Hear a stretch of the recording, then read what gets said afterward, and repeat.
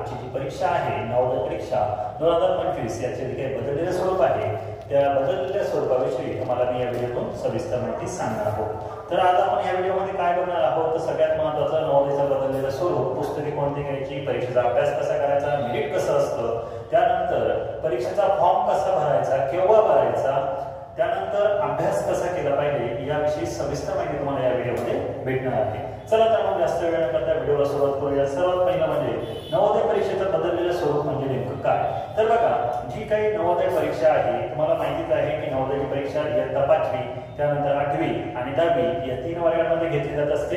या तिन्ही वर्गांमध्ये ह्या वर्षी 2025 मध्ये 5वीचा नवोदयचा सिलेबस बदललेला आहे।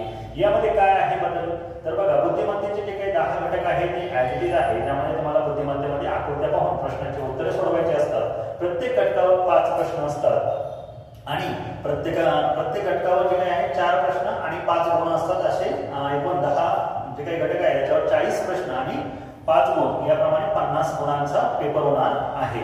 त्यानंतर दुसरा जो विषय असतो तो असतो गणित। आता गणितामध्ये मात्र बदल झालेला आहे। याआधी गणित विषयामध्ये जे काही धडे होते त्या धड्यांचा आता कमी केलेले आहे आणि काही नवीन धडे त्यामध्ये ऍड केलेले आहे।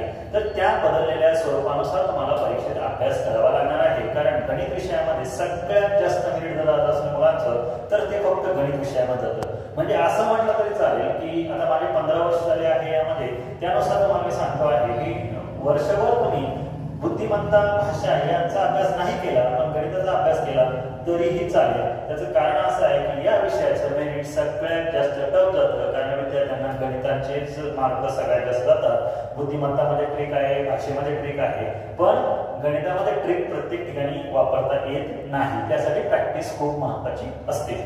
त्यानंतर बघा, आता विचारले आहे परीक्षा कोणाला देता येते। परीक्षा कोणाला देता येते तर बघा, जी 5वीचे विद्यार्थी मला सांगितलं ते परीक्षा देऊ शकतात। याची तयारी मात्र तुम्ही 3री 4थी पासून सुद्धा करू शकतात। त्यानंतर बघा, फॉर्म केव्हा भरायचे। आता बघा, परीक्षेचे फॉर्म आउट झालेले आहेत। आता तुम्हाला परीक्षेचे फॉर्म भरता येतील ते विद्यार्थी 5वीच्या वर्गामध्ये आहे आणि ज्या जिल्ह्यामध्ये तुम्ही 5वीला शाळेमध्ये असाल त्याच जिल्ह्यात हा फॉर्म भरता येतो।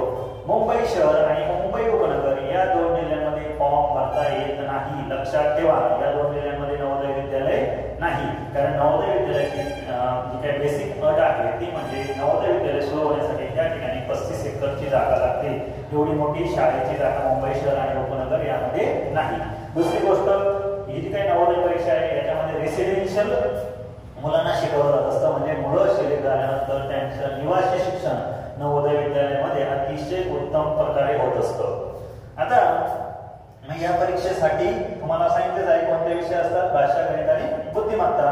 भाषेचे जे काही गुण आहेत ते आहेत 25 गुण, गणिताचे 25 आणि बुद्धिमत्तेचे गुण 50 गुण, असे 100 गुणांचा पेपर होतो। मग पुढचा प्रकार येतो, सर तुम्ही सगळं सांगितलं, मग अभ्यास करायचा आहे, पुस्तके कोणती घ्यायची। तर बघा, बाजारामध्ये भरपूर सारे मटेरियल उपलब्ध आहे, पण त्यातल्या त्यात नवीन सिलेबसनुसार नवनीत पब्लिकेशन, फडके पब्लिकेशन आणि प्रज्ञा पब्लिकेशनचे पुस्तकं जे आहेत ते तुम्हाला अवेलेबल आहेत। पण नवीन पब्लिकेशनमध्ये नवीन प्रकारात दिलेला आहे। भाषा विषयामध्ये जो काही बदल झाला आहे, भाषा विषयामध्ये काही ग्रामर आहे ते यामध्ये दिलेलं आहे।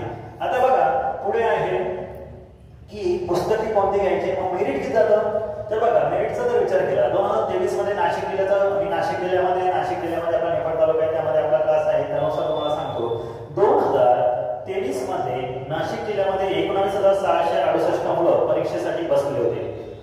त्यामधून 80 मुलांची निवड झाली। आता 2024 आहे, 2024 मध्ये 20,016 मुलं परीक्षेला बसले होते। त्या मेरिट मध्ये सुद्धा 80 मुलांची निवड झाली आहे। मग मेरिटचा विचार केला, कॅटेगरी काय जण सर मग कॅटेगरी वाईज काय करायचं, कॅटेगरी वाल्यांनी सुद्धा अजिबात समजायचं की आपलं मेरिट खाली येतं। त्याचं कारण काय माहिती, बघा 21,000 मुलं परीक्षेला बसताय, याचा अर्थ तुमच्या कॅटेगरीचे पोरं कमी का, अजिबात नाही। प्रत्येक कॅटेगरीमध्ये आता मुलांची संख्या वाढलेली आहे, जागरूकता वाढलेली, नवोदय परीक्षेचं महत्त्व पालकांना समजलेलं आहे।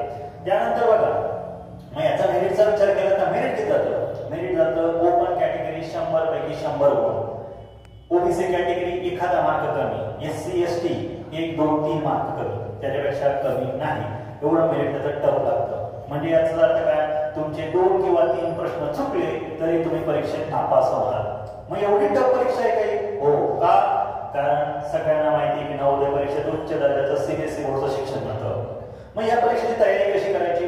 तुम्हाला तयारी करायची असेल काळजी करू नका. आपला युट्यूब चॅनल आहे, सबस्क्राईब करून ठेवा. चॅनल नवीन असेल तर सबस्क्राईब करायला अजिबात विसरत नाही. चॅनलवर काही नवीन व्हिडिओ आहे ते पण बघा. आणि कोणाला वाटलं सरांचा क्लास खूप चांगला आहे किंवा नाही बघायचं असेल कॉल करा.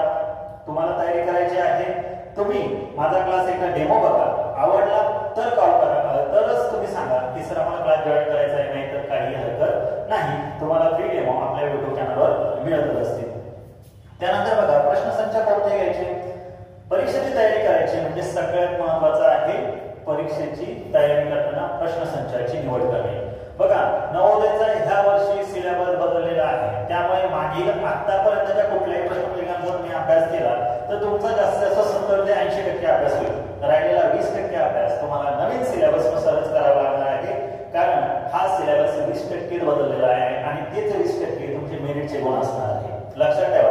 त्याच्यानुसार तुम्हाला भाषा, गणित आणि तुमचा जो काही तुम्हाला असेल बुद्धिमत्ता या विषयांची तयारी करावी लागणार आहे. हा आपल्या शिकवण्यासाठी नियम हे मराठी आणि इंग्रजी अशा दोन्ही लँग्वेज मध्ये आहे. जर तुम्हाला तयारी करायची असेल तर तुम्हाला सांगितल्याप्रमाणे तुम्ही या पद्धतीमध्ये तयारी करू शकता.